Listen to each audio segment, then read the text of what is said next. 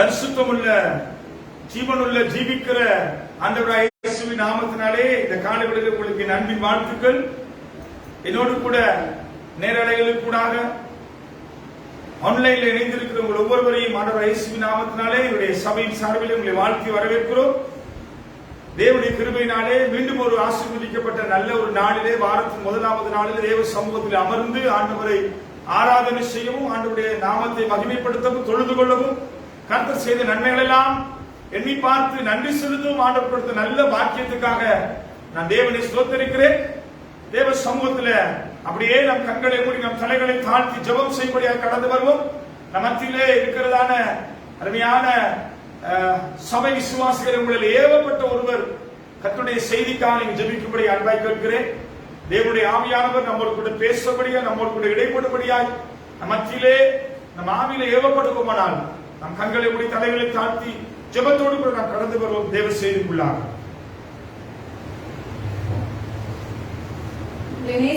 தகப்பனே சுவாமி, ஆண்டவரே இந்த அருமையான வாரத்தின் முதலாவது நாள் தேவன் தாமே எங்கள் ஒருவருக்கு தந்ததுக்காக நன்றியோடு நாங்கள் துதிக்கிறோம் சுவாமி.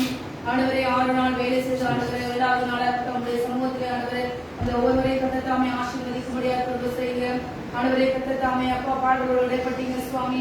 ஆவியானவரே வந்து அப்பா எங்கள் ஒருவர் மத்தியில் ஆண்டவர் இறங்கியதுக்காக உமக்கு ஸ்தோத்திரம் ஆண்டவரே. இப்போது நாங்கள் கேட்க போற அருமையான செய்திக்காக நாங்கள் ஜெபிக்கிறோம் சுவாமி. ஆண்டவரே கர்த்தர் பேசும்படியாக கிருபை செய்யுங்கப்பா. ஆண்டவரே மகன் நல்ல ஆண்டவரே நீங்கள் அவரோடு பேசும்படியாக கிருபை செய்யுங்கப்பா. ஆண்டவரே அன்று மோசையோடு பேசிய கர்த்தர் ஆண்டவரே இன்றைக்கு கர்த்தாவை தாசனாகி ஆண்டவரே அப்பா மகனோடு கர்த்தர் பேசி ஆண்டவரே எங்கள் ஒருவரையும் கர்த்தாவை பலப்படுத்தும்படியாக கிருபை செய்யுங்க. ஆண்டவரே வார்த்தையை அனுப்பி ஒருவரையும் விடுதலையாக்குங்க, வார்த்தையை அனுப்பி ஒருவரையும் பலப்படுத்தும்படியாக கிருபை செய்யுங்கப்பா. எல்லா தடைகள் எல்லாம் உடைக்கிறோம் இயேசுவின் நாமத்தினாலே ஆண்டவரே கர்த்தாவை பொறுப்படுங்க. ஆண்டவரே நீங்கள் பொறுப்படுங்கப்பா. அந்த நேரலைகளை பார்க்கிற ஒவ்வொரு பிள்ளைகளுக்காக நாங்கள் ஜெபிக்கிறோம் சுவாமி. ஆண்டவரே அந்த பிள்ளைகளும் ஆசீர்வாதமாய் மாறட்டும் ஆண்டவரே. கேட்ட செய்தி ஆண்டவரே அவருடைய வாழ்க்கையை ஆண்டவரே என்ன இதுகள் இருக்கோ எல்லாவற்றையும் நான் எடுத்துக்கொண்டு அந்த வார்த்தை அவர்களுக்கு ஜீவனை கொடுத்து அவர்களை ஆசீர்வாதமாய் மாற்றும்படியாக கிருபை செய்யுங்க. எங்களை பொறுப்படுங்க சுவாமி. தாசனை கொண்டு நாங்கள் பேச போகிற கர்த்தர் ஆசீர்வதிங்கப்பா. ஆண்டவரே கர்த்தர் தாமே அவரை முற்றுமுழுதுமாய் பாதுகாத்து நடத்துங்க கர்த்தாவே. ஆண்டவரே எந்த தடைகள் வரக்கூடாதப்பா. எங்களை காத்து நடத்த வேண்டும் என்று உங்களை உயர்த்தி எங்களை தாழ்த்துகிறோம் நல்ல பிதாவே.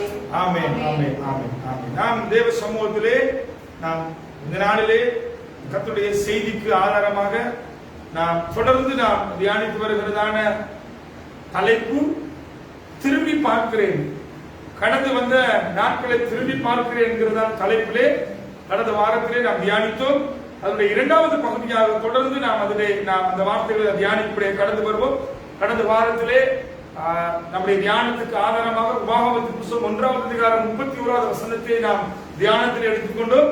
அந்த வார்த்தை இப்படியாய் சொல்கிறது: ஒரு மனிதன் தன் பிள்ளையை சுமந்து கொண்டு போவது போல நீங்கள் இவ்விடத்திற்கு வரும் வரைக்கும் நடந்து வந்த வழிகள் எல்லாவற்றையும் உங்கள் தேவனாய கர்த்தர் உங்களை சுமந்து கொண்டு வந்த வழியை கண்டீர்களே என்று சொன்ன வார்த்தையை நாங்கள் தலைப்பாக கொண்டு, அல்லது தேவன் நம்மை சுமந்து வந்த வழியை நாம் திரும்பி பார்க்கிறோம் என்று சொல்கிற அதனுடைய தலைப்பிலே நாம் நாட்கள் வேத வசனத்தை நாம் தியானித்துக் கொண்டிருக்கிறோம். ஆகினாலே நாங்கள் கடந்த வாரத்திலே தியானித்த சில காரியங்களை நான் உங்களுக்கு ஞாபகப்படுத்தி நான் 2வது பகுதிக்குள்ளே நான் கடந்து செல்ல விரும்புகிறேன்.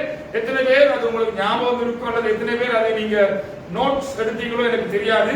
வாஞ்சி உள்ளவர்கள் அதை நீங்கள் அதனுடைய குறிப்புகளை எடுத்துக்கொள்வீர்கள், வீடுகளில் போய் தியானிக்கலாம். நான் அதை பார்க்கிறோம். கடந்த நாட்களிலே நாம் 3 சம்பவங்களை தியானித்தோம். தேவன் நம்மை எதற்காக தன் தகப்பனர்கள் நம்மை சுமந்து வருகிறார் என்றால், முதலாவது அவர் நம்மை வைத்த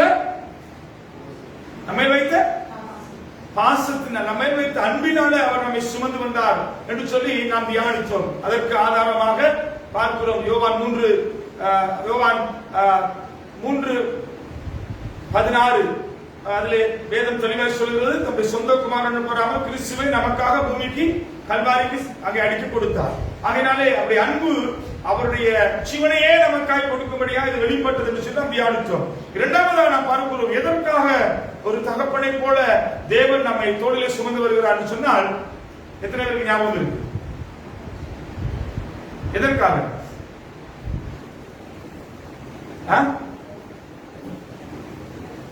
எதற்காக நம்மை சுமந்து வர்றார் தோளில? கடந்த வாரம் 3 தலைப்புல 3 சம்பவங்களை நான் உங்களுக்காக சொல்லி நான் காண்பித்து கொடுத்து ஜெபம் செய்தேன். எதற்காக? தியேட்டர்ல போயிட்டு பாக்குற படம் கூட நல்லா ஞாபகம் இருக்கும் இல்லையா? 3 மாசத்துக்கு முதல் போய் பார்த்துட்டு வந்த படம், 3 வருஷத்துக்கு முதல் பார்த்துட்டு வந்த படம், சிலருக்கு 30 வருஷத்துக்கு முதல் பார்த்த படமும் ஞாபகம் இருக்கும். கல்யாணம் கட்டுறதுக்கு முதல் நான் ஃப்ரெண்ட்ஸோட போய் இந்த தியேட்டர்ல இந்த படம் பார்த்தேன். இந்த படம் பார்க்கறதுக்கு இவ்வளவு கஷ்டப்பட்டு டிக்கெட் வாங்கினேன். ஆனா போன வாரம் கொடுத்த வேத வார்த்தை, சத்திய வார்த்தை ஞாபகத்துக்கு இல்லை.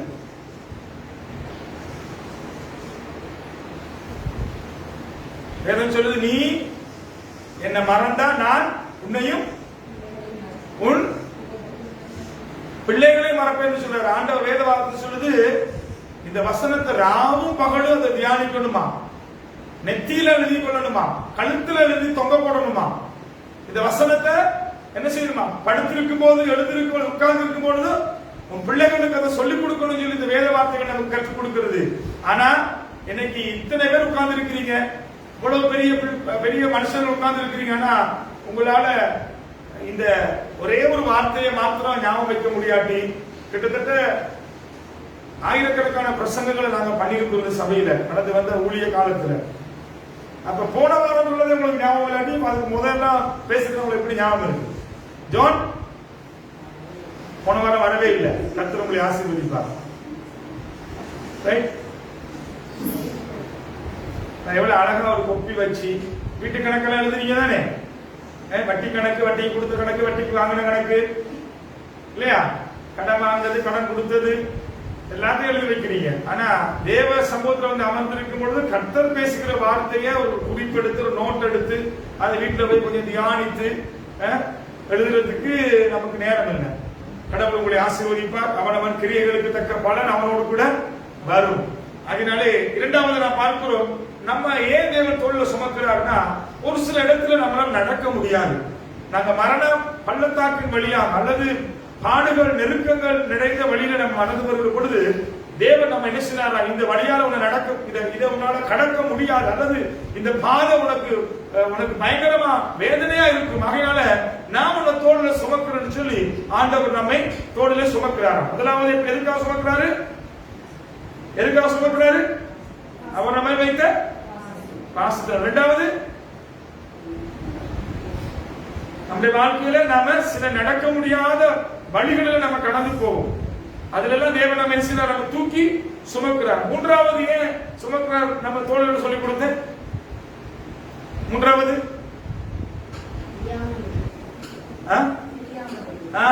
அவர் நம்மை விட்டு பிரியாது இருக்கிற தேவன். ஒரு சில தகப்பனும் தாயும் தங்கள் பிள்ளைகளை எப்பவுமே ஏன் தோல்லையே வச்சுக்கிட்டு இருக்காங்கன்னா, விட்டா எங்கேயாவது செஞ்சிருவான், தொலைஞ்சிருவான். விட்டா என்ன செஞ்சிருவான், எதையாவது போய் இழுத்துருவான், அல்லது எங்கேயாவது விலையை மாறி போயிருப்பான். நாம அந்த நாட்கள் நமக்கு தெரியும், கோவில் திருவிழாக்களுக்கு, உற்சவங்களுக்கு நம்ம போகிற பொழுது ஆயிரக்கணக்கான ஜனங்கள் அங்க இருப்பாங்க. பிள்ளைகளை நம்ம சொல்லித்தான் கூட்டிட்டு போவோம். எப்படி? நீ அம்மா கையை பிடிச்சிக்கிட்டு, நீ அப்பா கையை பிடிச்சிக்கிட்டு, ரைட்? எங்கேயாவது என்ன செய்யக்கூடாது, கையை விட்டு விலகி போயிடக்கூடாது. அப்படி விலகி போன பிள்ளைகளை நம்ம சொல்லி அனுப்புவோம். எங்கேயாவது தொலைஞ்சிட்டீங்கன்னா தா பாத்துக்கிட்டு அங்க இருக்கிற அந்த மேடையில போய் அந்த ஸ்பீக்கர்ல போய் அதை சொன்னா, இப்படி எங்க அம்மாவை நான் தொலைச்சிட்டு, அப்பாவை தொலைச்சிட்டு சொன்னா அவங்க என்ன செய்வாங்க, பிள்ளையோட பேரை சொல்லி கூப்பிடுவாங்க. உங்களுடைய குழந்தை இந்த மாதிரி இந்த இடத்துல வந்திருக்கு, அப்ப நம்ம தொலைச்ச நாம என்ன செய்வோம், அந்த பிள்ளைய அங்க போய் நாங்க பிடிச்சு கொள்வோம், கண்டுபிடிப்போம்.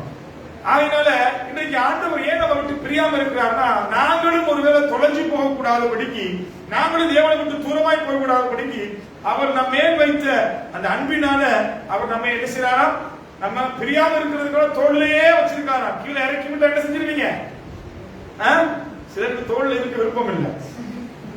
ஏன் நாங்க இன்னும் என்ன சின்ன பிள்ளையா இருக்கு, நேரம் தோல்லையே வச்சுக்கிட்டு இருக்கிறீங்க. சில பிள்ளைகள் அப்படித்தான் சொல்லுவாங்க, நான் எல்லாம் வளர்ந்துட்டேன், என்ன செஞ்சுட்டேன், நான் வளர்ந்துட்டேன், எனக்கு வயசு வந்துருச்சு, இப்பெல்லாம் நீங்க அப்படியெல்லாம் என்னைய பார்க்க வேண்டிய அவசியம் இல்லை. இப்படி சொன்ன எத்தனையோ பிள்ளைகள் நாங்க பார்த்திருக்கிறோம் இல்லையா? போய் நாசமாகி கண்ணீரும் வேதனையுமா தகப்பன் தாயை திரும்பி தேடி வந்த பிள்ளைகள் நமக்கு தெரியும். அப்ப தகப்பனும் தாயும் என்ன செய்யறாங்க, அந்த பிள்ளைகள் வைத்திருக்கிற பாசத்தினால அவங்க என்ன செய்யறாங்க, தேடி தேடி பாக்குறாங்க, எங்க போறாங்க, என்ன பண்றாங்க, என்ன சாப்பிட்டாங்க, ஸ்கூலுக்கு போனாங்களா, வந்தாங்களா, படிக்கிறாங்களா, தேடி பாக்குறாங்க. சோ அப்ப ஏன் ஒரு தகப்பன போல தேவன் நம்ம தோல்ல சுமந்து வர்றாருன்னா, அவர் நம்மை விட்டு பிரியாமல் இருப்பதற்காக அவர் நம்மை சுமக்கிறார். அப்ப போன வாரம் பார்த்த 3 சம்பவங்கள் திரும்ப சொல்லுங்க ஓடுறபடி. 1 அம்மை வைத்த, 2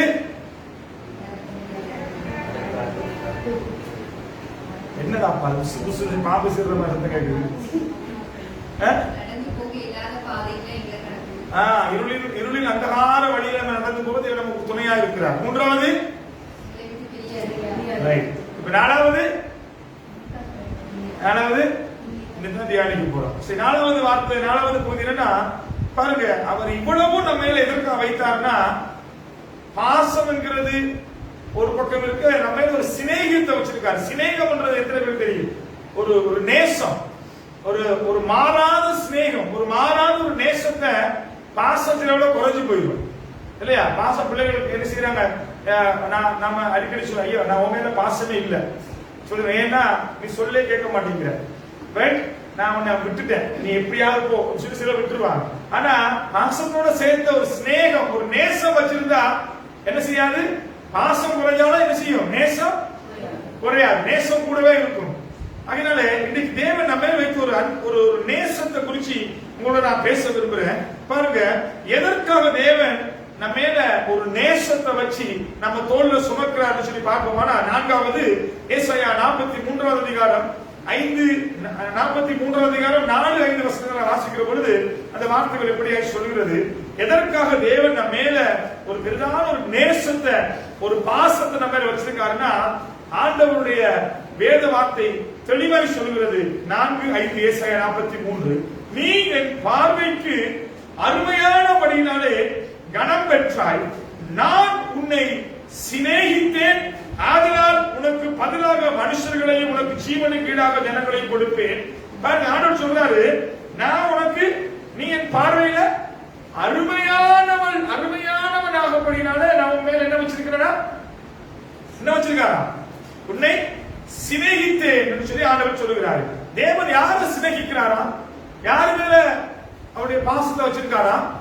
அவருடைய பார்வையில அருமையானவர்களைத்தான் அவர் என்ன செய்யறாரா? சிநேகிக்கிறார்.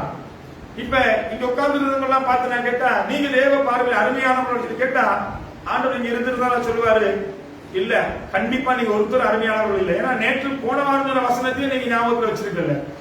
அப்ப ஆண்டுடைய பார்வையில் எப்படி நீங்க அருமையானவர்களா இருப்பீங்க? ஆண்டுடைய பார்வையில் எப்படி நீங்க பிரியமானவர்களா இருப்பீங்க? எப்படி நீங்க அவரை நேசிப்பேன்னு சொல்லி சொல்லுவீங்க? ஆண்டவர் சொல்றாரு, யார் அவருடைய பார்வையில் அருமையானவர்களோ அவர்களுக்கு தேவன் கனத்தை கொடுக்கிறார். அவர்கள் கனம் பெற்றார், அவர்களுக்கு தான் என்ன செய்ய, அவர் அருமையானவர்களா இருக்கிறபடினாலே கனம் பெற்றாய், நானும் உன்னை சிநேகித்தேன். ஆண்டவர் நம்மை சிநேகிப்பதற்கு, அல்லது தேவன் நம்மை நேசிப்பதற்கு, தேவன் நம்ம மேல பாசம் வைப்பதற்கு, தேவன் நம்மை விட்டு பிரியாது இருப்பதற்கு, தேவன் நம்மை நம்முடைய தோளில் சுமந்து செல்வதற்கு, தேவன் நம்முடைய பாதைகளில் அந்தகாரமான பயங்கரமான பாதைகளில் தேவன் நம்மோடு கூட நம்ம உதவி செய்வதற்கு தேவன் யாருக்கு செய்வாரா? அவருடைய பார்வையில எப்படிப்பட்டவங்க? அருமையானவர்களா இருந்து அவர் உங்களுக்கு சர்டிபிகேட் கொடுக்கணும். நீங்க என்ன, என் பார்வைக்கு அருமையானவன், அதனால நான் உனக்கு ஒரு நல்ல கனத்தை கொடுக்கிறேன்னு சொல்லி ஆண்டவர் உங்களை சிநேகிப்பாராம் என்று சொல்லி இந்த வார்த்தைகள் சொல்லுகிறது.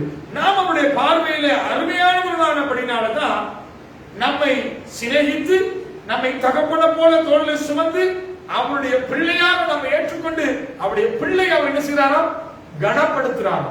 அல்லேலூயா. யார நம்ம கனப்படுத்துவோம்? யார, எந்த பிள்ளையை நீங்க பார்த்து சொல்லுவீங்க?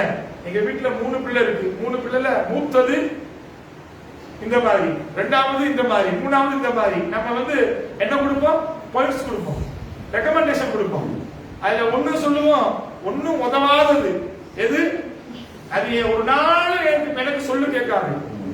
அது கட்டவிழ்த்து விட்ட மாதிரி அது தெரியுது சொல்லி சில குடும்பங்களை நம்ம சொல்றது கேள்விப்பட்டிருக்கோம்.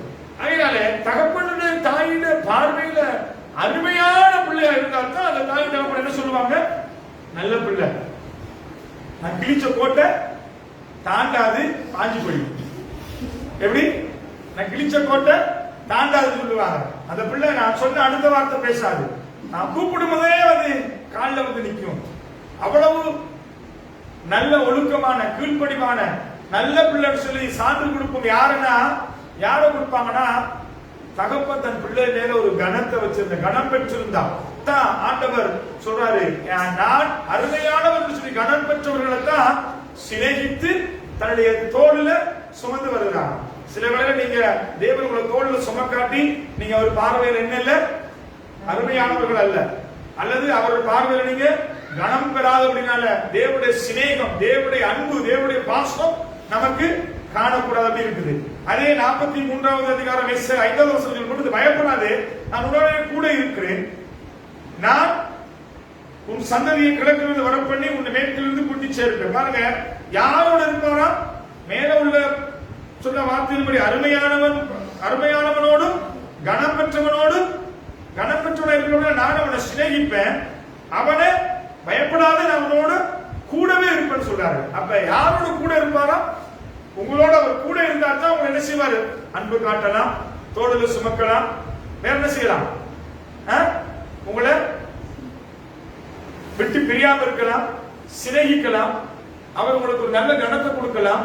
எப்படி இருந்தா கூடவே இருந்தா தான் அவர் வந்து செய்யலாம் இல்லையா? அப்ப கூடவே இருக்கிறதுக்கு என்ன பண்ண வேணும்? ஆண்டவர் சொல்றாரு, நான் அருமையானவர்களா மாற வேண்டும். ஏசாயா 43:5, பயப்படாதே, நன்னோடு கூட இருக்கிறேன்னு சொன்ன ஆண்டவர் எதற்காக? ஒரு தகப்பனை போல் நம்ம கூட இருந்து நம்மை பாதுகாக்கிறதுக்காக, தம்முடைய காரணத்தினால் நம்ம இழுத்துக் கொள்வதற்காக அவர் நம்மோடு கூட இருக்கிறார். தொடர்ந்து 5வது பார்ப்போம். எரேமியாவின் புத்தகம், எரேமியா 31:2 வசனத்தை வாசிப்போம். அவர் எடுத்து வாசிக்க. எரேமியா 31:2.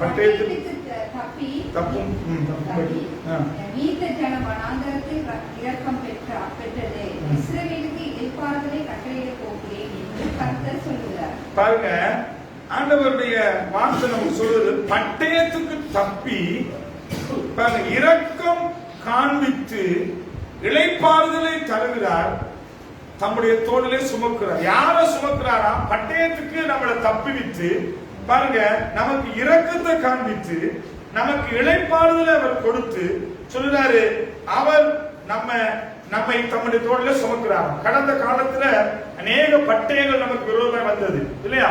வியாதி என்கிற பட்டயம், கொள்ளை நோய் என்கிற பட்டயம், மரணம் என்கிற பட்டயம், பஞ்சம் என்கிற பட்டயம், பல போராட்டங்கள் நமக்குள்ளே வந்தது. இத்தனை காரியத்திலும் தேவன் ஒரு தகப்பனை போல நம்மளோடு கூட இருந்து நமக்கு என்ன செய்தாராம்?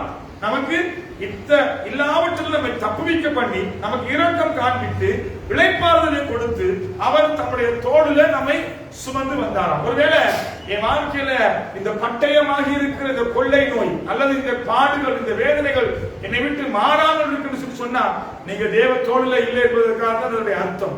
தேவனோடு கூட இல்லை என்பதுதான் அதனுடைய அர்த்தம். அதனால யாரெல்லாம் தேவனுடைய தோளில சுமக்கப்படுறீங்களோ உங்களை தேவன் வருகிற எல்லா பட்டயங்களுக்கும், வியாகுலத்துக்கும், வியாதிக்கும், விளையினத்துக்கும், பஞ்சங்களுக்கும், பாடுகளுக்கும், நிந்தைகளுக்கும் உங்களை விலக்கி அவர் உங்களை பாதுகாக்கிறார் சொல்லி வேதம் சொல்கிறது. ஆகையாலே நிறைய எரேமியா 31:3 வாசிக்கிற பொழுது அந்த வார்த்தைகள் சொல்கிறது, பூர்வ காலம் முதல் கர்த்தர் எங்களுக்கு தரிசனமானார் என்பாய், அனாதி சிநேகிதத்தினால் உன்னை சிநேகித்தேன், ஆதலால் காருண்யத்தினாலே உன்னை இழுத்துக் கொண்டேன். ஆண்டவர் சொல்றாரு, அவருடைய பிள்ளையா இருப்பீங்களா இருந்தா, அவருடைய தோழல நீங்க இருப்பீங்களா இருந்தா, அவர் சொல்றாரு, நான் உங்களை என் பார்வையில கனம் பெற்று அருமையானவளாய் இருப்பீயானால், அருமையான ஒரு மகனாய், மனுஷனாய், குடும்பமாய் நாம் இருப்போமானால், ஆண்டவர் சொல்றாரு, என் பார்வையில நீ கனம் பெற்றது மாத்திரமல்ல, நான் உனக்கு கரிசனையாய் இருந்து அனாதி சிநேகிதத்தினால் உன்னை சிநேகித்து காருண்யத்தினாலே நான் உன்னை இழுத்துக் கொள்ளுகிறது அவருடைய வேதம் சொல்லுகிறது. இன்றைக்கு தேவனுடைய காருண்யத்தினால, கரிசனையினால, அப்படி அனாதி சிநேகத்தினால நாம் இழுத்துக் கொள்ளாவிட்டால் நம்முடைய பார்வையில் எப்படிப்பட்டவர்களா அல்ல, அருமையானவர்களாகவும் அவருடைய பார்வையில் அவருக்கு பிரியமானவர்களாகவும் இல்லாத அப்படினால அவருடைய காருண்யத்துக்குள்ள, அனாதி சிநேகத்துக்குள்ள நம்மாலே வரக்கூடாதபடிக்கு நாம் நின்று கொண்டிருக்கிறோம். ஆகையினாலே இந்த வசனங்களின்படி தேவன் நம்மை தம்முடைய அனாதி சிநேகத்தினாலே நம்மை இழுத்துக் கொண்டார். ஒருவேளை நம்ம அவரை விட்டு தூரமா இருந்தாலும் ஒரு தகப்பன் தன் பிள்ளையை நேசிக்கிறது போல அவர் நம்ம எப்பொழுதும் நம்முடைய தோளில் சுமக்கத்தான் ஒரு விரும்புகிறார். விரும்புகிறார். ஆகையினாலே இந்த காலை வேளையில அவருடைய அநாதி சிநேகம், அவருடைய காருண்யம், அவருடைய இரக்கங்கள் நம்மை சூழ்ந்து கொண்டு அதிலே அவர் நம்மை இழுத்து தம்மை தோளிலே சுமக்கும்படியாக அவர் விரும்புகிறார். நானும் நீங்களும் அவரை பார்த்து அவரை நாம் ஏற்றுக்கொண்டு அவருக்குள்ளே வாழுகிற பொழுதுதான் அந்த இரக்கத்துக்குள்ளே நம்மாலே வரக்கூடும். மல்கியா 1வது அதிகாரம் 2வது வசனத்தை நாம் வாசிக்கிற பொழுது அந்த வார்த்தை இப்படியே சொல்லுகிறார், நான் உங்களை சிநேகித்தேன் என்றும் கர்த்தர் சொல்லுகிறார். பாருங்க, ஆண்டவர் தான் சொல்லுகிறாரு. அதற்கு நீங்கள் எங்களை எப்படி சிநேகித்தீர் என்கிறீர்களே கர்த்தர் சொல்லுகிறார். ஏசா யாக்கோபு சகோதரர் அல்லவோ ஆகிலும் யாக்கோபை நான் சிநேகித்தேன். ஆண்டவர் சொல்றாரு, அதுல முதல் பகுதி நான் உங்களை சிநேகித்தேன் என்று கர்த்தர் சொல்லுகிறார். வெறும் வார்த்தை அல்ல, கர்த்தருடைய வாயிலிருந்து புறப்படுகிற வார்த்தை தான் நான் உங்களை சிநேகித்தேன். இந்த வார்த்தைகளை கொண்டு தேவன் இந்த காலை வேளையிலே நம்மை தேற்றி நம்மை பலப்படுத்த அவர் போதுமானவராக இருக்கிறார். இந்த சிநேகிதத்தை நாம் வாசித்து பார்க்கிற பொழுது இந்த சிநேகிதம் வெறும் வார்த்தையாய் மட்டுமாய் நாம் உங்களோட கூட பேசிக் கொண்டிருக்கிறது நான் காண்பித்து கொடுக்க விரும்பவில்லை. பாருங்க, ஆண்டவர் நான் உன்னை சிநேகிக்கிறேன், உன்னை நேசிக்கிறேன், உன்னை கனப்படுத்துவேன், உன்னை இழுத்துக் கொள்ளுவேன் என்று சொன்ன ஆண்டவர் வெறும் வார்த்தையாக மாத்திரம் சொன்னாரா அல்லது அதை செய்து காண்பித்தாரா? என்ன செய்து காண்பித்தார்? அவருடைய இந்த அன்பு, இந்த சிநேகிதம், இந்த இரக்கம், இந்த பாசம், இந்த நேசம், இதெல்லாம் அவனை இழுத்துக் கொள்வதெல்லாம் நமக்கு வாக்கு பண்ணின தேவன் அதை வெறும் வார்த்தையா சொன்னாரா அல்லது அவர் நமக்கு செய்து காண்பித்தாரா? எப்படி செய்து காண்பித்தார்? எப்படி அவருடைய அன்பை நான் இப்ப உங்களுக்கு சொல்லப்பட்ட இத்தனை காரியத்தையும் நாங்கள் வெறும் வார்த்தையா வாசித்து போறோமா அல்லது அதெல்லாம் அவர் நமக்கு நிரூபித்து செய்து காண்பித்தாரா சொல்லி பார்ப்போமானால் ஒரு 3 காரியங்களை மாத்திரம் உங்களுக்கு நான் சொல்லி நான் ஜெபிக்க விரும்புகிறேன். ஒன்று, அவர் எப்படி தன்னுடைய அன்பை நமக்கு வெளிப்படுத்தினான்னு சொன்னா ஏதேன் என்கிற தோட்டத்துல அவருடைய அன்பை நமக்கு காண்பித்து கொடுத்தார். எப்படி அந்த தோட்டம் இருந்துச்சுன்னா, எப்படி தோட்டம்? அந்த தோட்டம் என்ன இல்ல? தோட்டத்துல வேதனை இல்ல, கண்ணீர் இல்ல, துக்கம் இல்ல, சண்டை இல்ல, கசப்பு இல்ல, என்னது மகிழ்ச்சியும் மனமகிழ்ச்சியுமான ஒரு ஏதேன் தோட்டத்துல கொண்டு நம்ம என்ன செஞ்சாரு? கொண்டு போய் அங்கே வைத்தார். தேவன் நம்மேல் வைத்த அந்த நேசத்துக்கும் அந்த பாசத்துக்கும் நம்மை விட்டு பிரியாமல் இருப்பதற்கு விரும்பினதற்காகவே ஒரு அழகான ஏதேன் தோட்டத்தை உருவாக்கி அதுல கொண்டு போய் நம்ம வச்சாரு. ஆனா நம்ம தாத்தாவும் பாட்டியும் அங்க என்ன செய்யல? இருக்கல. அன்னைக்கு அவங்க அப்படி செய்ததால நம்மளால இங்க இருக்க முடியாம இருக்கு. நமக்கு இன்னைக்கு எங்க தாத்தா பாட்டியுடைய ரத்தமலியா ஓடிக்கிட்டு இருக்கு. அவங்க தேவ சமூகத்தில் அவர்கள் பகலை குளிர்ச்சியான நேரத்தில் வந்து அவரோட கூட பேசுவாரா, உலாவுவாரோட நடப்பாரா, அங்கே பேசி சம்பாசிப்பாங்க. ஆனா தேவன் வருகிற பொழுது அவங்க அங்க இல்ல. இன்னைக்கு ஞாயிற்றுக்கிழமை ஆராதனை உண்டு. தேவன் நமக்கு முன்னுக்கே வந்து தேவ பிரசன்னத்தில் அப்படியே நம்ம அமர்ந்திருப்பாரு. இந்த இடத்துல நம்ம தேவனை தொழுது கொள்ள போறோம் சொல்லி ஆண்டவர் இங்கே வந்து உட்கார்ந்து இருக்கிறாரு. ஆனா இங்க யாரு இல்ல? நாங்க ஆள் இல்ல இல்லையா? ஆனா இங்க வேதம் என்ன சொல்லுதுன்னா அவருடைய அன்பை ஏதேன் தோட்டத்தில் காண்பித்தாரு. இரண்டாவது அவருடைய அன்பு எங்க வெளிப்பட்டது சொன்னா அங்கே நோவாவுடைய பேழைக்குள்ள ஆண்டவருடைய இரக்கத்தை அவர்களுக்கு காண்பித்தார். எப்படி காண்பித்தாருன்னா முழு உலகமும் அழிந்தது. ஆனா 8 பேரை மாத்திரம் தேவன் பேழைக்குள்ளே பாதுகாத்தார். அவர்களை கொண்டு ஒரு பெரிய சந்ததி ஆண்டவர் உருவாக்கினார். அந்த சந்ததியில இருந்து வந்த நானும் நீங்களும் அந்த தேவனை அறிந்து கொள்ளப்படி தேவன் நமக்கு என்ன செய்தார்? கிருபை பாராட்டினார். மூன்றாவது தன்னுடைய அன்பை எப்படி வெளிப்படுத்தினார்? இப்படி எல்லாம் செஞ்சு பார்த்தாரு. அப்பயும் இவனுக்கு யாருமே என் அன்பை என்ன செய்யல? புரிஞ்சு கொள்ளல. ரைட்? என் அன்பை அவங்க தெரிஞ்சு கொள்ளல. அதனால இதுக்கு எல்லாத்துக்கும் மேலான ஒரு பெரிய விலைக்கிரயத்தை செலுத்தும்படியாக பார்க்கிறோம். அன்றைக்கு தன்னுடைய ஏதேன் தோட்டத்தில் தேவன் மனுஷனை கொண்டு வைத்திருந்த திட்டத்தை விட்டு வெளியே வழி விலகி சத்துருவினாலே அவர்கள் வஞ்சிக்கப்பட்டு அங்கே விலகி போனவர்களை தேவன் திரும்பவும் சேர்த்துக் கொள்ளும்படியாய் ஆண்டவர் என்ன செய்கிறாரு? தன்னுடைய அன்பை வெளிப்படுத்தும்படியாக தன்னுடைய மனுஷனுடைய முழு உலகமும் இந்த வேதம் சொல்கிறது என்னன்னா சத்துருவுக்கு அடிமையா இருந்த முழு மனு குலத்துக்கு மீட்கும் பொருட்டு பூமிக்கு அவர் என்ன செய்தாரா? இறங்கி வந்தார். எதற்காக வந்தார்? தன்னுடைய ஜீவனையே நமக்காக கொடுக்கும்படியாய் இந்த மத்தியில் அவர் வந்தார், நம் பூமிக்கு வந்தார். அதனாலே இந்த தேவனுடைய அன்பு வெறும் வார்த்தையாக மாத்திரமல்ல, அந்த அன்பை அவர் சொன்னது மாத்திரமல்ல, அவர் என்ன செய்தாரு? செய்து காண்பித்தார். அப்படி அவர் நமக்காக செய்த காரியங்கள் இன்னும் அநேகம் உண்டு. அதனாலே அவருடைய அன்பை வெளிப்படுத்துகிற ஒரு அதிகார வேதத்திலே ஒன்று. அந்த அதிகாரத்திலே 2 வசனங்களை நாங்கள் வாசித்து தியானித்து நான் ஜெபிக்க போகிறோம். நமக்கு தெரியும் இயேசு கிறிஸ்துவின் அன்பினாலே நமக்கு தெரிந்த ஒரே ஒரு அதிகாரம் ஏசாயா 53.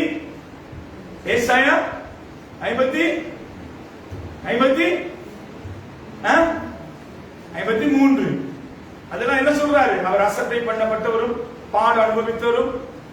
அந்த வசனங்களை நாம் அப்படியே நான் வாசிக்கிற பொழுது அதுல ஒரு சில வசனங்களை மாத்திரம் நான் வாசித்து நான் ஜெபிக்க போறேன். 53வது அதிகாரம். அதுல நான் வெறும் 2 வசனங்கள் 4-5 வசனங்களை மாத்திரம் நான் வாசித்து நான் ஜெபம் பண்ண போகிறோம். அந்த வார்த்தைகளை நாம் திருப்பிக் கொள்வோம். அங்கே பார்க்கிறோம், இந்த அதிகாரம் அனைத்தும் அவர் நம்மை வைத்த அன்பை தான் வெளிப்படுத்துகிறது. இதுல 3 விதமான அன்பை குறித்து நாம் தியானிக்க போகிறோம். ஏற்கனவே ஒரு 4-5 அங்க பார்த்துட்டோம். இந்த அதிகாரத்துல தேவன் நம்மை வைத்த அன்பினால தன் ஜீவனையை எப்படி கொடுத்தார் என்று சொல்லி, எதற்காக கொடுத்தார், அவர் நம்மை வைத்த அன்பினாலே நமக்கு கிடைத்த பலன் பிரயோஜனம் என்ன என்பதை குறித்து ஒரு 3 காரியங்களை நாம் தியானித்து நாம் ஜெபிக்க போகிறோம். 53 4ஆம் வசனத்தை வாசிக்கிற பொழுது அந்த வார்த்தைகள் எப்படியா சொல்கிறது? மெய்யாகவே அவர் நம்முடைய பாடுகளை ஏற்றுக்கொண்டு நம்முடைய துக்கங்களை சுமந்தார், நாமோ அவர் தேவன் அணைக்கப்பட்டு பாதிக்கப்பட்டு சிலுவைப்பட்டவர் என்று எண்ணினோம். அந்த வார்த்தைகள் சொல்கிறது, மெய்யாகவே அவர் நம்முடைய பாடுகளை ஏற்றுக்கொண்டு நம்முடைய துக்கங்களை சுமந்தார். பாருங்க, இந்த வேத வார்த்தைகளை வாசிக்கிற பொழுது, நாங்கள் 4 சுவிசேஷத்தில் வாசிக்கிற பொழுது அவருடைய பாடுகள் எப்படி பயங்கரமாக இருந்து நாம் அறிந்திருக்கிறோம். அதனாலே நான் காண்பித்துக் கொடுக்கிற இந்த அன்பு, அவர் நம்மை வைத்த இந்த பாசம், அவரை சிலுவை மரணம் வரைக்கும் அல்லது அவரை அங்கே மரண பரியந்தத்துக்கு வரைக்கும் அவரை கொண்டு போனது. அவர் அதற்கு தன்னை ஒப்பு கொடுத்தார். அதனாலே அன்றைக்கு தேவன் நமக்காக நம்மை வைத்த அன்பினால அன்றைக்கு அவர் ஒரு பெரிதான ஒரு கல்வாரியிலே அவர் ஒரு சிலுவையை சுமந்தார் என்று வேதம் நமக்கு சொல்லுகிறது. பாருங்க, எருசலேம் வீதிகளிலே அவர் சுமந்து கொண்டு வந்தது ஒரு மரத்தால் செய்யப்பட்ட சிலுவை என்பதை நாம் அறிந்திருக்கிறோம். ஆனால் அவருடைய பார்வையில அது மரத்தால் செய்யப்பட்ட சிலுவை அல்ல, அது நம்முடைய பாடுகளும் வேதனைகளும் கண்ணீரும் துக்கமும் அவமானமுமாகிய ஒரு சிலுவையை தான் அவர் சுமந்தார். அதனாலே நான் நீங்கள் லேசா சொல்லி முடிச்சிருவோம். அவர் கல்வாரியில அழிக்கப்படும்படியாய் அங்கே எருசலேம் வழியாக அவர் சிலுவையை சுமந்து கொண்டு அவர் என்ன செய்தாரு? தன்னுடைய ஜீவனை கொடுக்கும்படியே கடந்து போனார். ஆனா அவர் கடந்து போனது வெறும் மரத்தால் செய்யப்பட்ட ஒரு சிலுவை அல்ல. எது அவர் சுமந்து போனது? நான் நீங்களும் சுமக்க வேண்டிய என்னென்ன கண்ணீர், வேதனை, துக்கம், கவலை, சஞ்சலங்கள். அதனால சொல்ற, மெய்யாகவே அவர் நம்முடைய பாடுகளை ஏற்றுக்கொண்டு நம்முடைய துக்கங்களை சுமந்தார். எதை சுமந்தார்? அன்றைக்கு வெறும் ஒரு மரத்தால் செய்யப்பட்ட சிலுவை அல்ல, நம்முடைய பாடுகளையும் கண்ணீரையும் வேதனையும் அவர் சுமந்தார் என்று சொல்லி அந்த வேத வார்த்தைகள் சொல்கிறது. யோபுவின் புத்தகம் 5, 19, 20 வசனங்களை வாசிக்கிற பொழுது அந்த வார்த்தைகள் எப்படியா சொல்கிறது? மெய்யாகவே அவர் நம்முடைய பாடுகளை சுமந்தார் தான். ஆனா சுமந்த தேவன் பாருங்க, நம்ம எதிரெல்லாம் நம்ம நீங்களாக்கினார்னா 6 இக்கட்டுகளுக்கு உம்மை நீங்களாக்குவார், 7ஆவதிலும் பொல்லாப்பு உம்மை தொடராது, பஞ்சகாலத்திலும் அவர் உம்மை மரணத்துக்கு யுத்தத்திலே பட்டயத்தின் வெட்டுக்கும் விலக்கி மீட்பார். அந்த யோபு 5ஆவது அதிகாரம் 19, 20 வாசிக்கிற பொழுது 6 இக்கட்டுகளுக்கு உம்மை நீங்களாக்குவார், 7ஆவதிலும் பொல்லாப்பு உம்மை தொடாது, பஞ்ச காலத்திலும் அவர் உம்மை மரணத்துக்கு யுத்தத்திலே பட்டயத்துக்கு வெட்டுக்கு விலக்கி மீட்பார். வசனம் என்ன சொல்லுதுன்னா, நாங்க இதெல்லாம் கடந்து வந்துட்டோம். பஞ்சகாலம் வந்துச்சு, மரணம் வந்துச்சு, பட்டயம் வந்துச்சு இல்லையா, பொல்லாப்பு வந்துச்சு. இது எல்லாத்திலையும் தேவன் என்ன செய்தார்? நம்மள மீட்டு பாதுகாத்து கொண்டு வந்தார். இது எல்லாவற்றையும் அவர் என்ன செஞ்சாரா? சிலுவையில சுமந்து தீர்த்துட்டார். சிலுவையில சுமந்து தீர்த்த தேவன் என்ன செய்யறாருன்னா, நமக்காக அவர் மெய்யாகவே நம்முடைய பாடுகளை நம்முடைய துக்கங்களை ஏற்றுக்கொண்டு நமக்காக வாதிக்கப்பட்டு அடிக்கப்பட்டு அவர் நொறுக்கப்பட்டார். அவருடைய தழும்புகளே நாம் குணமானோம்.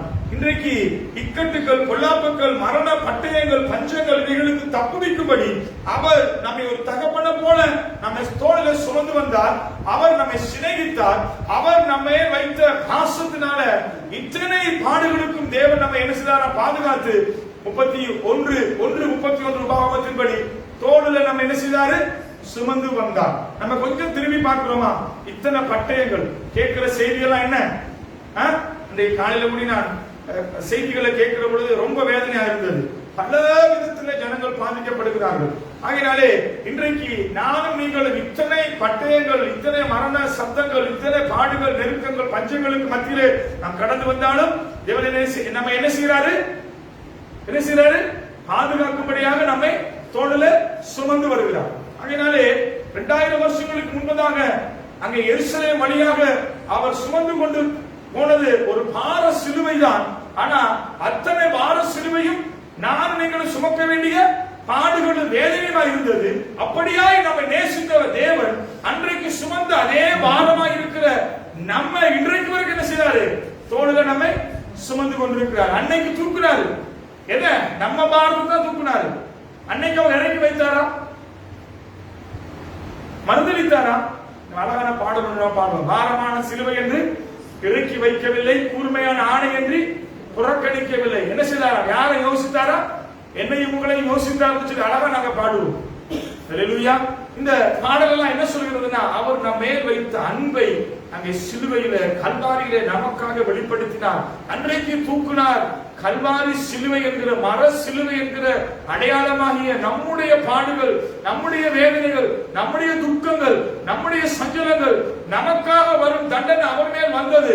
அன்றைக்கு நம்மை தோளிலே சுமக்க ஆரம்பித்த தேவன் இன்றைக்கு வரைக்கும் 1:31 சொல்லுகிறது, தகப்பன போல நான் உங்களை தோளிலே சுமந்து வந்தேனே, இந்த இடத்துக்கு வருவரைக்கும் நான் உங்களை சுமந்து வந்தேன் என்று ஆண்டவர் சொல்லுகிறார். எப்ப தேவன் நம்ம மேல் வைத்த பாசத்தினால நம்முடைய பாடுகள், நம்முடைய நிந்தைகள், வேதனைகள் அவர் சுமந்தாரோ, நான் வாசித்து பார்த்த வேதமகளின்படி எஸ்ஐ 53:4 படி மெய்யாகவே அவர் நம்முடைய பாடுகளை ஏற்றுக்கொண்டு நம்முடைய துக்கங்களை சுமந்தார். எஸ்ஐ 53:5 சொல்கிறது. நாங்கள் பார்க்கிறோம் அந்த பகுதியில இரண்டாவது பகுதி எஸ்ஐ 53:5 பாருங்க. நம்முடைய மீறுதல்கள் நிமித்தம் அவர் காயப்பட்டார், நம்முடைய அக்கிரமத்தின் நிமித்தம் அவர் நொறுக்கப்பட்டார், நமக்கு சமாதானத்தை உண்டு பண்ண ஆக்கிரமே அவர் மேல் வந்தது, அவருடைய தழும்புகளால் குணமானார். ஆண்டவர் பாருங்க ஏன் நம்ம தோளில சுமக்கிறார்னா, நமக்கு சமாதானத்தை கொடுக்கும்படியாக, சமாதானத்தை உண்டு பண்ண ஆக்கினை அவர் மேல் வந்தது. நம்முடைய காயங்களெல்லாம் அவர் சுமந்தார், நமக்காக அவர் நொறுக்கப்பட்டார், நம்முடைய அக்கிரமங்களை அவர் சுமந்தார், அவர் காயப்பட்டார், அவர் நம்முடைய நமக்கு வருகிற எல்லா ஆக்கினை அவர் மேல் வந்தது. அவர் என்ன செய்றாரு? அவ்வளவற்றையும் நமக்காக சகித்த தேவன் இன்றைக்கு நம்மை அவருடைய தோளில் சுமந்து வைத்து என்ன செய்றாரா? நம்முடைய காயங்களை எல்லாம் என்ன செய்றாரா? கட்டுகிறார். அவருடைய தழும்புகளால் நாம் என்ன செய்யறோம்? குணமாகிறோம். இன்றைக்கு தோளில் வைத்திருக்கிற தேவன் நம்ம இத்தனை வியாதிகளுக்கு நாம் கடந்து வந்தோம். தேவன் நம்ம என்ன செய்தார்? அவருடைய தழும்புகளை நம்ம என்ன செய்தாரு? குணமாக்கினார், காயங்களை கட்டினாரு, நம்மை பாதுகாத்தாரு, நமக்கு சுகம் கொடுத்தாரு. பாருங்க, நம்முடைய அக்கிரம நிமித்தம் அவர் நெருக்கப்பட்டார், நம்முடைய பாடுகள் எல்லாம் சுமந்தார். நமக்கு இத்தனை பாடுகளை சகித்த தேவன் நமக்காக எப்படி நம்மை மறப்பார்? ஆகையால் தான் அவர் நம்மை தகப்பனை போல நம்ம என்ன செய்தார்? நம்முடைய தோளில இந்நாள் வரைக்கும் ஒரு சுமந்து வருகிறார். ஆகையினாலே இன்றைக்கு ஏற்பட்டிருக்கிற இந்த சூழ்நிலை நிமித்தமாக துக்கப்பட்டு கலங்கி கவலைப்பட்டு கலங்கி நிற்கிறாயா? பிள்ளைகளை நிமித்தம் ஏதோ ஒரு துக்கம், வியாதி நிமித்தம் ஒரு துக்கம், வேலை நிமித்தம் ஒரு துக்கம், கடற்பிரச்சனை நிமித்தம் ஒரு துக்கம், எதிர்காலத்தை குறித்த ஒரு துக்கம், ஒரு வேலை உன்னை மாற்றி வதைத்துக் கொண்டிருக்கிறதா? 2000 வருஷங்களுக்கு முன்பதாய் ஒரு தகப்பனை போல நம் எல்லாரையும் நேசித்து நமக்காக சிலுவையை சுமந்து தீர்த்தாரே, இன்றைக்கு நம்மை தகப்பனை போல தோளிலே சுமந்து வருகிற தெய்வமாக இருக்கிறார் என்பதை குறித்து இந்த காலையிலே நான் உங்களுக்கு சொல்ல விரும்புகிறேன். ஆகையினாலே எனக்கு பிரியமான சகோதரனை சகோதரியே, இந்த காலையிலே தேவ சமூகத்தில் அமர்ந்திருக்கிற நானும் நீங்களும் நம்மை தேவன் எப்படி நடத்தி வந்தார்? 53வது அதிகாரம் 5வது வசனம், நமக்கு சமாதானத்தை உண்டு பண்ண ஆக்கினை நம்ம அவர் மேல் வந்தது. இன்றைக்கு நானும் நீங்களும் உலகம் அனைத்தும் சமாதானத்தை தேடி ஓடிக்கிட்டு இருக்கு. என்ன சமாதானம்? எப்ப பழையபடி எல்லாம் தொடக்கப்படும், எப்ப பாடசாலை ஆரம்பிக்கப்படும், எப்ப பழையபடி நான் வேலைக்கு போகலாம், எப்ப என் வாழ்க்கையில் ஒரு மாற்றம் உண்டாகும், ஏதோ ஒரு சமாதானத்தை நோக்கி ஓடிக்கிட்டு இருக்கிற நமக்கு ஆண்டவர் சொல்கிறாரு, அவர் நமக்கு சமாதானத்தை உண்டு பண்ணும் ஆக்கினை அவர் மேல் வந்தது. நமக்கு சமாதானத்தை கொடுத்து எல்லா விதத்திலும் நம்மை பாதுகாக்க, நம்மை பலப்படுத்த, தைரியப்படுத்த அவர் போதுமானவராக இருக்கிறார். ஆகையாலே இந்த தேவன் இந்த வியாதி நிமித்தம் பல காரியங்களை இழந்து போய் சமாதானம் தேடிக்கொண்டு ஓடிக்கொண்டிருக்கிற நமக்கு, எனக்கும் உங்களுக்கும் சமாதானத்தை கொடுக்கும்படி சிலுவையிலே அவர் தம்முடைய ஜீவனையே கொடுத்தார். இந்த வேளையிலே நாம் அவர்களை சார்ந்து இருக்கிறவர்களாய் அவர்களே நம்பி அவர்களே நாம் வாழும் பொழுது அவர் நம்மை தம்முடைய தோளில சுமந்து நமக்கு ஜீவனை கொடுக்க அல்லது நம்மை உயிர்ப்பிக்க அவர் போதுமானவராய் இருக்கிறார்.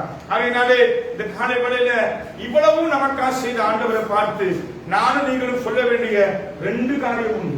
ஒன்று, அதே நாங்கள் வேதத்தில் வாசிப்போமானால் இங்கே பார்க்கிறோம், சங்கீதம் 73:25 பார்க்கிறோம், பரலோகத்திலே உண்மை இல்லாமல் எனக்கு யார் உண்டு, உலகத்திலே உண்மை தவிர எனக்கு வேறு விருப்பம் இல்லை.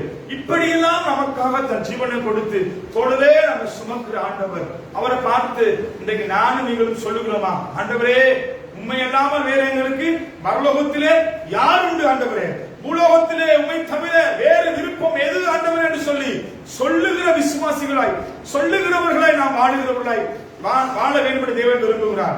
அதே 73வது சங்கீதம் 28வது வசனம் சொல்கிறது, எனக்கோ தேவனை அண்டிக் கொண்டிருப்பதே நலம், நான் உமது கிரியைகளை எல்லாம் சொல்லி வரும்படி கர்த்தராகிய ஆண்டவர் மேல் நம்பிக்கை வைத்திருக்கிறேன். எத்தனை பேர் சொல்ல முடியும், ஆண்டவரே நான் உண்மையே அண்டிக் கொள்ளுவதுதான் எனக்கு நல்லது நலம். அது மாத்திரமல்ல, நான் உண்மையே நம்பி இருக்கிறேன் என்று சொல்லுகிறவர்களை தான் தேவன் தம்முடைய தோளிலே சுமக்க அவர் போதுமானவராக இருக்கிறார். ஒருவேளை இப்ப மேல சொல்லப்பட்ட இத்தனை வார்த்தைகளிலும் தேவன் நம்மை வைத்து அன்பை வெளிப்படுத்தினார், தோளிலே சுமக்கிறார், ஜீவனை கொடுத்தார், கல்வாரில் அடிக்கப்பட்டார், ரத்தம் சிந்தினார், மரித்தார், சமாதானத்தை உண்டு பண்ண ஆக்கின அவர் மேல் வந்தது, காயப்பட்டார், நொறுக்கப்பட்டார். இவ்வளவு எதற்காக செய்தார்னா தேவன் நம்மை வைத்த பாசம், நம்மை வைத்த நேசம், அவர் நம்மை வைத்த இரக்கம், அந்த அனாதி சிநேகிதம், அவர் நம்மை விட்டு விலகாதவர்களாய் நம்மை தோளிலே சுமந்து நம்மை நடத்தி வந்தார். ஆண்டவரை பார்த்து நான் சொல்ல வேண்டிய 2 வார்த்தை உண்டு, ஆண்டவரே இந்த பூமியில உண்மையன்றி வேறு விருப்பம் எனக்கு இல்லப்பான்னு சொல்லுகிறவர்களை நான் மாற வேண்டும். அது மாத்திரமல்ல, அவரே நான் அண்டிக் கொள்ளுகிறது எனக்கு நலம் என்று சொல்ல வேண்டும், அவரே நான் நம்பி இருக்கிறேன் சொல்ல வேண்டும். இப்படி சொல்லுகிறவர்களை தான் தேவன் கீழே விடாதபடிக்கு உபத்திரவங்கள், வியாகுலங்கள், நெருக்கங்கள், பாடுகள், போராட்டங்கள், நெருக்கத்துக்கு மத்தியில் வருகிற நம்மை அவர் தம்முடைய தோளிலே சுமக்க அவர் ஆயத்தமாக இருக்கிறார். கடைசி ஒரே ஒரு வசனத்தை வாசிக்க போகிறோம். அதே சங்கீதம் 73வது அதிகாரம் 27வது வசனம். எல்லாரும் திருப்பிக் கொள்ளுங்க, உங்க வேத புத்தகத்தை திருப்பி சங்கீதம் 73, 27 வசனங்களை நாம் சத்தமாய் நாம் வாசிப்போம், சபையிலே கேட்கும்படியாக.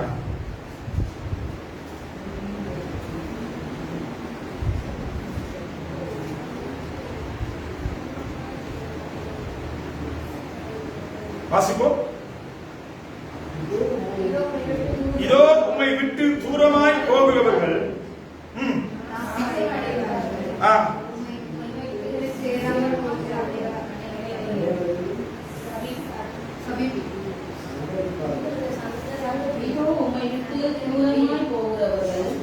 நாசமடைவார்கள், உம்மை விட்டு சோரம் போகிற அனைவரையும் சங்கரிப்பீர். பாருங்க, உங்களை விட்டு தூரமாய் போகிறவர்கள், தூரமாய் போகிறவர்கள் யாருன்னா தோளில இருந்து இறங்குறவங்க, தேவனை விட்டு தூரமாய் போறவங்க, தேவனுடைய அன்பை விட்டு விலகி போறவங்க, தேவனுடைய இரக்கத்தை விட்டு விலகி போறவங்க, தேவ சமூகத்தை விட்டு விலகி போறவங்க, தேவனை தேடுகிறதுக்கு இருதயம் இல்லாதவர்கள், பரிசுத்தத்தை காத்துக் கொள்ள கூடாதவர்கள், தேவனுக்கு பயப்படுகிற பயம் இல்லாதவர்கள் என்ன செய்வார்களா?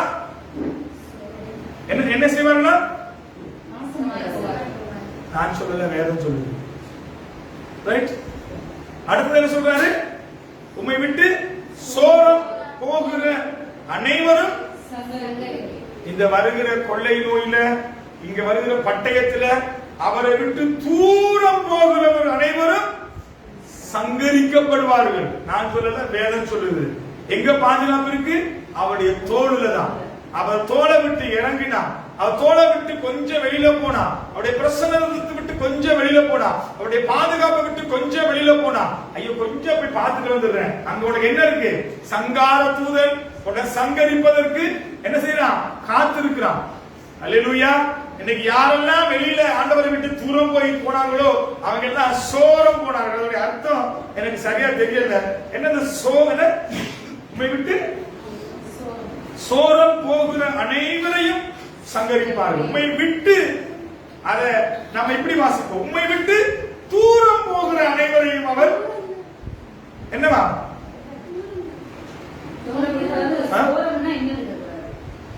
அதுல எப்படி இருக்கு வசனத்துல? அடியா வாசிங்க.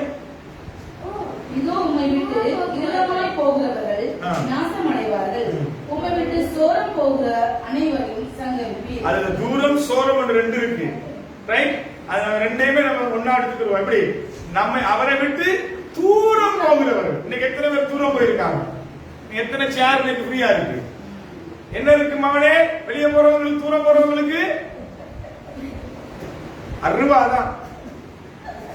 என்ன இருக்கு? ஆகையினால ஞாயிற்றுக்கிழமை வேலைக்கு போறவங்க, ஞாயிற்றுக்கிழமை ஆராதனையை விட்டுட்டு தேவ சம்பத்தை விட்டு போறவங்க என்ன இருக்கா?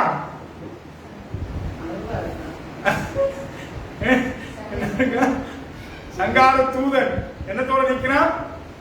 அருவாவோட நிக்கிறான். அதனால ஆண்டவருடைய அன்பை விட்டு போயிடாதீங்க.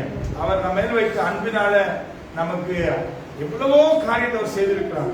அவருடைய அன்பு எவ்வளவு பெரியது, ரைட்? அவர் நம்ம ஏன் தோல்ல சுமக்கிறாருன்னா, அவர் நம்ம என்ன செய்யறார்? ஏன் தோல்ல சுமக்கிறாருன்னா, நமக்கு அவர் அநாதி சிநேகத்தில் நம்மை சிநேகித்தபடினால, நம்ம வைத்த பாசத்தினால என்ன செய்யறாரா? நம்மை நம்முடைய தோளில சுமக்கிறார். ஆகையினால வேத வசனத்தை நாம் தியானிக்கிற பொழுது, யாரெல்லாம் அவரை விட்டு தூரம் போய் சோரம் போகிறார்களோ அவர்கள் எல்லாம் சங்கரிக்கப்படுவார்கள். அவர்களுக்கெல்லாம் என்ன இருக்கா? அதை நான் சொல்ல மாட்டேன், ரைட்? அதனால சொல்ல உங்களை வாசிக்க சொன்னேன், ரைட்? அப்புறம் சொல்லுவாங்க, பாஸ்டர் புல்பிட்ல இருந்து விசுவாசிகளை சபிக்கிறார். என்ன செய்யறாரு? நான் சபிக்கல, வேதம் சொல்லுது. என்னை விட்டு நீ செய்து வருகிற ஒரு துர்க்கிரிய நிமித்தம் என்ன செய்வாய்? அதை நான் சொல்ல மாட்டேன். அதனால ஆண்டுடைய வார்த்தை, அழகான பாட்டெல்லாம் பாடுறாங்க இல்லையா? நம்புவேன் இயேசு ஒருவரை நம்புவேன், நீங்க தான் நம்பிக்கை நம்பிக்கை, வாக்குத்தத்தத்தை பிடிச்சு நான் ஜெபிக்கிறேன். அழகான ஒரு பாட்டை உற்சாகமா எல்லாரும் பாடுவீங்க. அந்த பாட்டுல வந்து வரியெல்லாம் என்ன? ஆனா அந்த வரியில பாட்டை பாடுற மாதிரி வாழ்க்கை இருக்கா? உண்மை தான் நம்பி இருக்கிறேன், உண்மை என்று வேறு யாருன்னு சொல்லிட்டு என்ன செய்ய, சின்ன பிரச்சனை வந்தாலும் வட்டிக்காரன் ஓடி போறது. பாடுறது பாட்டு உண்மைதான் நம்பி இருக்கிறேன்னு சொல்றது. அதனால ஆண்டவருடைய தோளில இருந்து நம்ம இறங்கி விடாத பண்ணிக்கு அவர் சொல்ற, நான் உன்னை சுமக்க ஆயத்தம். எப்ப சுமக்க ஆரம்பிச்சாரு? 2000 வருஷத்துக்கு முன்னுக்கு இல்லையா? நம்முடைய பாடுகள், நம்முடைய வேதனை, தோல் நோய்கள், துக்கங்கள் எல்லாம் சிலுவை என்கிற ஒரு மரமா அன்னைக்கு தூக்க ஆரம்பிச்சாரு. நமக்காக தான் தூக்குனாரு. அதனுடைய அடையாளம் என்ன? எல்லாமே நமக்காக. அன்னைக்கு ஆரம்பிச்சவர் இன்னைக்கு வரை என்ன சொல்றாரு? நான் உன்னை விட மாட்டேன், நரை வயது வரைக்கும் நான் என்ன செய்வேன்? உனக்கு அப்படி செய்வேன், உன்னை தூக்குவேன், சுமப்பேன், தப்புவிப்பேன், பாதுகாப்பு உன்னோடு கூட இருப்பேன். ஆனா அவரை விட்டு நம்ம கொஞ்சம் விலகி கொஞ்சம் தோல்ல இருந்து இறங்கிட்டோம்னா, திரும்பவும் நான் சொல்றேன், ஞாபகப்படுத்துறேன், சங்கீதம் 73:27 தான். என்னது? சங்கீதம் 73:27 தான். ஜோன், சங்கீதம் 73:27 சொந்தமாக்கி கொள்ள விருப்பமா? ரைட்? யாரெல்லாம் தோல்ல இறங்குறீங்களோ உங்களுக்கு சங்கீதம் 73:27 தான். ரைட்? 73:27 யாரெல்லாம் மறக்கிறீங்களோ 1:37 உபாகம் 1:37 யாரெல்லாம் மறக்கிறீங்களோ உங்களுக்கு 73:27 தான். ரைட்? அதனால 73:27 1:31 எது வேணும் நீங்களே நீங்களே தீர்மானிச்சுக்கிறீங்க. அதனால ஆண்டவர் இரக்கமுள்ளவர், அன்புள்ளவர், மனதுருக்கமுள்ள தேவன். அவரிடத்தில் வருகிறவர் ஒருவர் அவர் என்ன செய்யறது? புறமே தண்டுவதில்லை. அவர் யாரை நேசிக்கிறாரு? பாவிகளை, திக்கற்றவர்களை, விதவைகளை, கைவிடப்பட்டவர்களை நேசிக்கிறார். ஆனா அவங்க என்ன செய்யணும்? அவரை தேடி வரணும். ரைட்? ஆண்டவர் எதையுமே பலாத்காரமா செய்கிற தேவன் அல்ல, இல்லையா? வேதம் சொல்றது, கூப்பிடு அப்பதான் வருவேன், தட்டு அப்பதான் திறப்பேன், கேளு அப்பதான் தருவேன். ரைட்? நீ கூப்பிட மாட்ட, தட்ட மாட்ட, தேட மாட்ட. ஆனா உனக்கு என்ன வேணும்? தோல்ல மட்டும் உட்கார நினைச்சுன்னா ஆண்டவர் கண்டிப்பா உன ஏற்றவே மாட்டார். தோல்ல உனக்கு என்ன? 73:27 தான். ரைட்? ஆகினால கர்த்தருடைய சமூகத்துல அப்படியே நம்ம கொஞ்சம் அப்படியே நம்ம யோசிச்சு தலைகளை தாழ்த்தி ஆண்டவரை பார்த்து சொல்ல போறோம். ஆண்டவரே, நீங்க இம்மட்டுமா எங்களை நடத்துவீங்கப்பா, நீங்க நடத்தி வந்த வழிகள் எல்லாம் நான் திரும்பி பார்க்கிறது சொல்லி நன்றி செலுத்தி அப்படியே நம்ம ஒரு பல்லவியை பாட போறோம். எல்லா சபையில் எடுத்திருப்போம். நான் பாட போறோம், யாக்கோபின் தேவன் என் தேவன், எனக்கு என்றும் துணை அவரே சொல்லி அந்த பல்லவியை நான் பாட போறோம். என்னோட கூட சேர்ந்து பாடுங்க. யாக்கோபின் தேவன் என் தேவன், எனக்கு என்றும் துணை அவரே, என்னாலும் இதை நடத்துவாரே என்று சொல்லி அல்லேலூயா. பாட போறோம். ஒருவேளை ஆண்டவருக்கு தூரம் போய் சோரம் போயிருப்பீர்களானால் இன்னைக்கு மனம் திரும்புவோம்.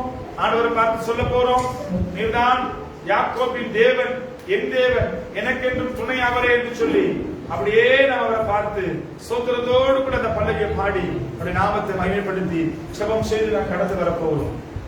தெரிந்த பாடல் ஆகையினால எல்லாருமா சேர்ந்து பாடுவோம். ஸ்தோத்திரம். நன்றி தகப்பனே.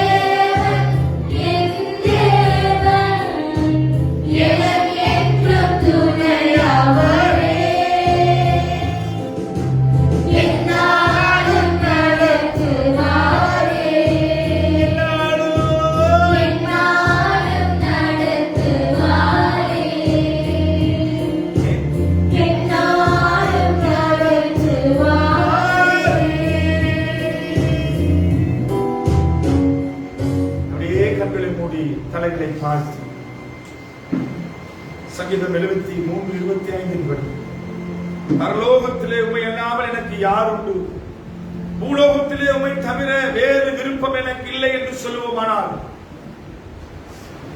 73:28 சங்கீதத்தின்படி எனக்கோ தேவனை அண்டிக் கொண்டிருப்பதே நலம், நான் உமது கிரியைகள் எல்லாம் சொல்லி வரும்படி கர்த்தராகிய ஆண்டவர் மேல் என் நம்பிக்கையை வைத்திருக்கிறேன் என்று சொல்வீர்களானால் இந்த காலை வேளையிலே ஆண்டவர் நம்மை தம்முடைய தோளிலே சுமந்து நமக்கு நல்ல தகப்பனை போல இந்நாள் வரைக்கும் நடத்தி வந்த தேவன் இனி வரும் காலத்திலும் நம்மை கைவிடாதவராய், நம்மை விட்டு விலகாதவராய், நமக்கு உதவி செய்கிற தெய்வமாய் நம்மோடு கூட இருந்து நம்மை நடத்துவார்.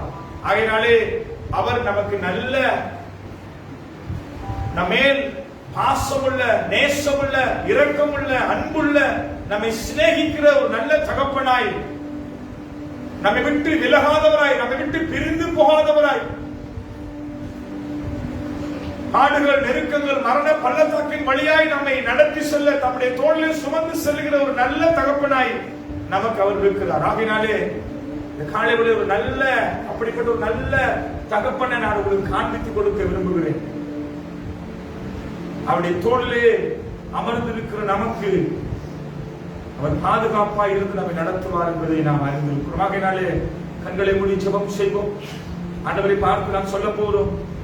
பூலோகத்திலே ஆண்டவரே, பரலோகத்தில் அப்பா, உண்மை எல்லாம் எனக்கு யார் உண்டு சுவாமி, உண்மை தவிர வேறு எனக்கு விருப்பமில்லை என்று சொல்வீர்களானா அந்த தெய்வம் உங்களை தம்முடைய இரக்கத்தின் செட்டை மறைவுக்குள்ள வைத்து உங்களை நடத்த அவர் ஆயத்தமா இருக்கிறார்.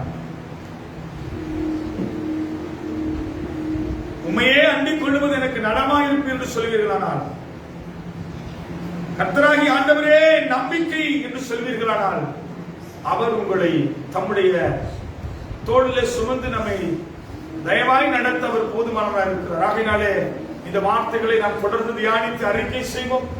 அவர் நம்மை தயவாய் நடத்தும்படியாய் சங்கீதம் 73:27 படி, உம்மை விட்டு தூரமாய் சோரம் போகிறவர்களை நீர் சங்கரிப்பீர் எழுதி வைத்திருக்கிறார். ஆகையினாலே உம்மை விட்டு தூரமாய் சோரம் போகாதபடிக்கு உம்முடைய சட்டையின் மறைவுக்குள்ள தோளிலே வைத்து எங்களை சுமக்கக்கூடிய பிள்ளைகளாய், உம்முடைய பார்வையிலே கனம் பெற்றவர்களாய், உம்முடைய பார்வையிலே ஆண்டவரே நீங்கள் எங்களை நேசிக்க சிநேகிக்கத்தக்கவர்களாய் நாங்கள் மாற எங்களுக்கு உதவி செய்வீராக. இதோ ஆண்டவரே, இந்த வார்த்தைகளை கேட்டவர்கள், தீர்மானம் எடுத்தவர்கள், தங்களை ஒப்புக் கொடுத்திருக்கிறவர்கள் யாவரையும் உடைய கரத்தில் ஒப்புக் கொடுக்கிறோம். இந்த நேரலைகளுக்கு கூடாக செய்திகளை கேட்டு கர்த்தரோடு கூட பேசினார். இதோ நான் மனம் திரும்புகிறேன், அவருடைய தோளிலே நான் இருக்க விரும்புகிறேன் என்று சொல்லுகிறவர்கள் குடும்பங்கள், பிள்ளைகளை கர்த்தர் ஆசீர்வதிக்கிறார். மனத்த சட்டை மறைவுக்குள்ள வைத்து பாதுகாத்து நடத்துகிறார். உங்க சமூகத்துல நேரங்களுக்காக நன்றி செலுத்தி கொடுத்த மெல்லிய வாக்குத்தத்தமான வசனங்கள், வார்த்தைகளுக்காக நன்றி செலுத்தி, உடைய பிரசனத்தோடு நடத்துவதற்காக நன்றி செலுத்தி, எங்களை தாழ்த்தி உங்களை உயர்த்தி எல்லா மகிமையும் கனமும் துதி உமக்கே செலுத்தி ஒப்பு கொடுத்து ஜெபிக்கிறோம் எங்கள் ஜீவனுள்ள நல்ல பிதாவே. ஆமென். ஆமென். கர்த்தர் உங்களை ஆசீர்வதிப்பாராக. God bless you.